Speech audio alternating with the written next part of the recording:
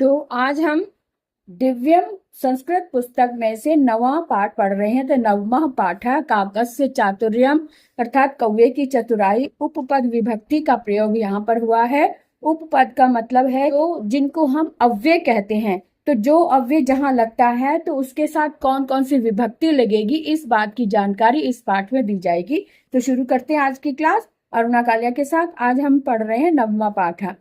जब विभक्ति सामान्य कारक चिन्हों का अनुसरण न करते हुए किसी भी विशेष अव्यय अथवा धातु के प्रभाव से अन्य कारक चिन्हों विभक्ति के साथ चलती है, तब वह उपपद विभक्ति कहलाती है। एकदा सुंदर वने एकस्य विशाल वृक्षस्य शाखायां काक दंपति निज शावकैः सह सुखेन प्रतिवसतः स्म। एकदा मैंने एक बार उस सुंदर वने, एक बार सुंदर वन में एकस्य एक विशाल वृक्ष के, अब यहाँ जो स्य लगाया है ये विशाल वृक्ष के कारण, विशाल वृक्ष के लिए एक आया, इसलिए एकस्य में भी षष्ठी भक्ति एक वचन लगी है। एक विशाल वृक्ष की शाखा पर, है ना, यहाँ पे शाखायाम सप्तमी व्यक्ति है ना, शाखायाम काक दंपति निज शावकै। काक दंपति मतलब कौवा का एक जोड़ा, यानी पति पत्नी को दंपति बोलते हैं ना, इसलिए कौवे का जोड़ा निज शावकै, मैंने अपने शावकों के साथ, शावक यानी बच्चे, तो यहाँ पे बहुवचन है इसलिए तृतीय भक्ति का बहुवचन आ गया। निज शावकै सह, अपने बच्चों के साथ सुख से रहते थे। अभी पिछले पाठों में भी हमने बताया था ना कि एक कभी कभी ऐसा भी होता है कि वर्तमान की धातु लगी होती है लेकिन उसमें भूतकाल का दिखाने के लिए उसमें स्म लग जाता है। स्म का मतलब हो जाता है था। तो सुखेन, सुख से, यहाँ पे तृतीय भक्ति लगी, सुख से रहते थे ना। तौ प्रतिदिनम शावकेभ्य आहारम आनयत स्म। वे दोनों, तो तौ मैंने वे दोनों, कौन वे दोनों, कौवा कौवी यानी कौवा दंपति। वे दोनों प्रतिदिन, मैंने हर रोज, शावकों के लिए, यहाँ पे चतुर्थी भक्ति आई है तो के लिए आता है, शावकों के लिए आहारम मैंने भोजन, आनत आनयत मैंने लाते, स्म मैंने थे। वे दोनों प्रतिदिन शावकों के लिए आहार अर्थात भोजन लाते थे।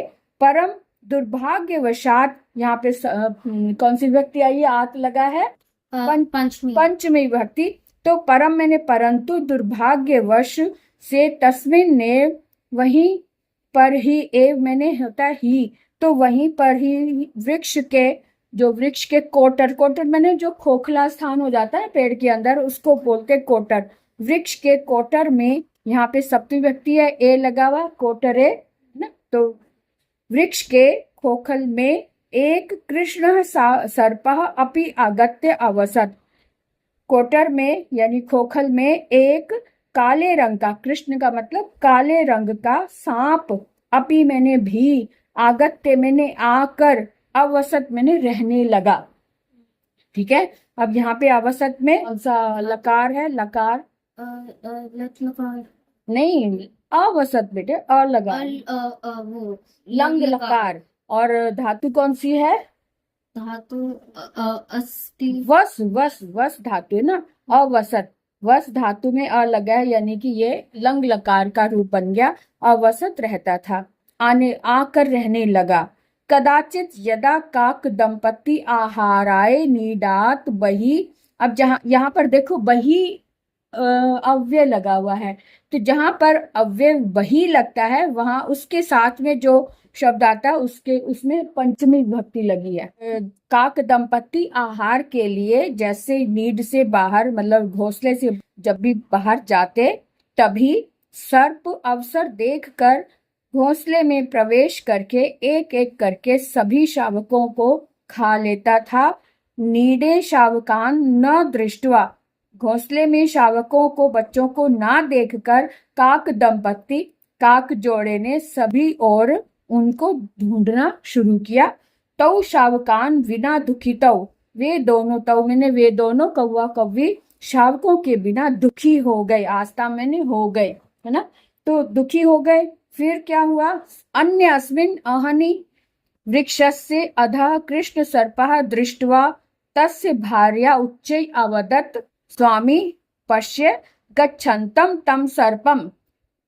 अन्य अस्मिन किसी और दिन, अहनी मैंने उसी में, वहीं पर, वृक्ष से वृक्ष के नीचे, जहां पर अधा होता है ना, अधा जहां पे अव्यय लगता है उस वहां पर उसके साथ जो शब्द आता है उसमें षष्ठी भक्ति लगती है, तो इसलिए वृक्ष के नीचे कृष्ण सर्पहा, काले रंग के सांप को देखकर, तस्य भार्या मतलब उसकी भार्या यानी कौवे की भार्या, भार्या मतलब पत्नी, उसकी भार्या पत्नी उच्च अवदत ऊंचे स्वर में बोली, क्या बोली, स्वामी हे स्वामी, पश्य देखो देखो, गच्छन्तम तम सर्पम जाते हुए उस सर्प को, देखो जाते हुए उस सर्प को, नूनम एषः सर्पः एव आवयोः शावकान अखादत, नूनम मैंने निश्चित ही, निश्चित रूप से ही यही वो सांप, यह सांप ही, आवयोः मैंने हमारे दोनों के बच्चों को खा गया है, निश्चित ही, नूनम मैंने निश्चित ही, यह सांप ही हमारे दोनों के बच्चों को खा गया।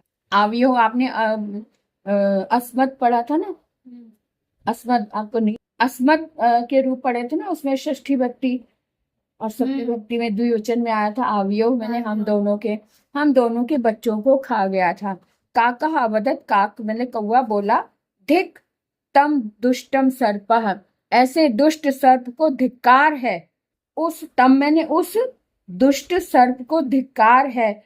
काकी अवदत, काकी बोली, अलम शोकेन, शोक करना छोड़ो, अलम जहां आता है ना वहां पर तृतीय भक्ति आती है, इदानीम सर्पस्य विनाशस्य उपायम चिंतयावः, इदानीम इस समय इस सर्प के विनाश का उपाय सोचो, कहती है कि अब विलाप करने से कुछ नहीं होगा, इसलिए शोक करना छोड़ो और इस सांप के विनाश का उपाय सोचो। तदेव तत्र एकः नृपः नद्याम स्नातुम आगच्छति स्म, ये पता ये चैप्टर बहुत पुराना है, जब हम पढ़ते थे ना, मैं पढ़ती थी तभी हमारे बुक में भी ये वाला चैप्टर था, हमने भी पढ़ा हुआ अपने बचपन में, इतना पुराना चैप्टर है।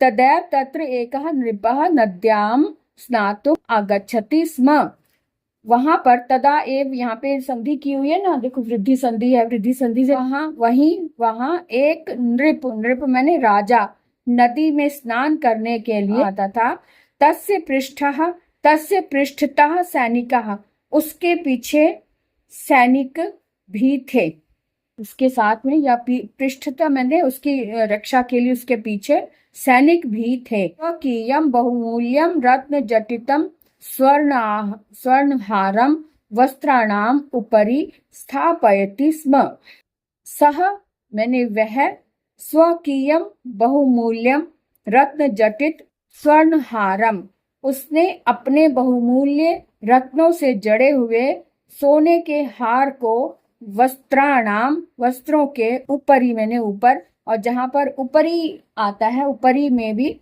षष्ठी भक्ति आ जाती है, उपरी स्थापयति स्म, वस्त्रों के ऊपर उसे स्थापित कर दिया था, किसे, हार को, है ना।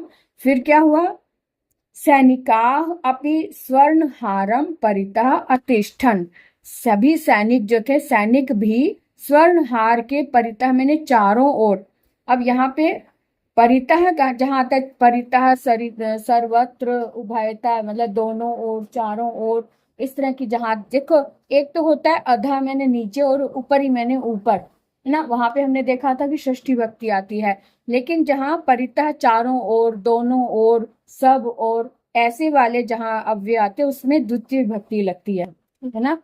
तो सभी सैनिक भी स्वर्णहार मैंने सोने के हार के चारों ओर बैठे हुए थे, अतिष्ठत बैठ गए। ते स्वर्णहारम रक्षन्ति स्म, वे सब सोने के हार की रक्षा करते थे। वृक्षस्य उपरि स्थितः काकः अवदत्, पेड़ के ऊपर स्थित काक मैंने कौवे ने बोला, अवदत् मैंने बोला, कौवा बोला, वृक्ष के ऊपर बैठा हुआ कौवा बोला, अहम उपायम अचिंत्यम, मुझे उपाय सूझ गया, या मैंने उपाय सोच लिया। काकस्य भार्या, कौवे की भार्या यानी पत्नी ने कहा, काकम अपृच्छत, काकम अपृच्छत, कौवे से पूछा। कौवे की भार्या यानी पत्नी ने कौवे को पूछा, कहा उपायः अस्ति, क्या उपाय है?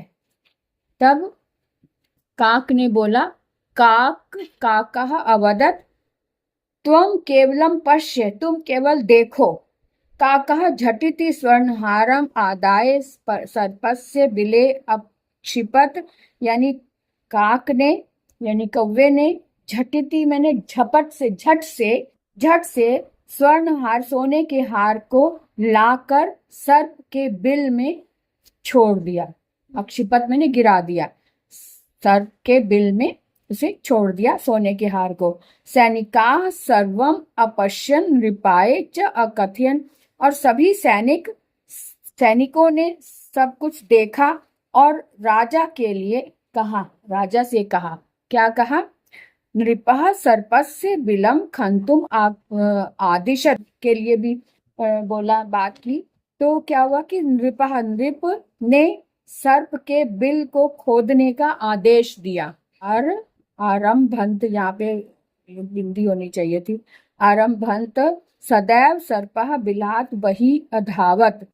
तो जैसे ही यथा एव मैंने जैसे ही सैनिकों ने सर्प के बिल को खोदना आरंभ किया, तथैव मैंने तभी सर्प बिल से बाहर भागा, अधावत भागा।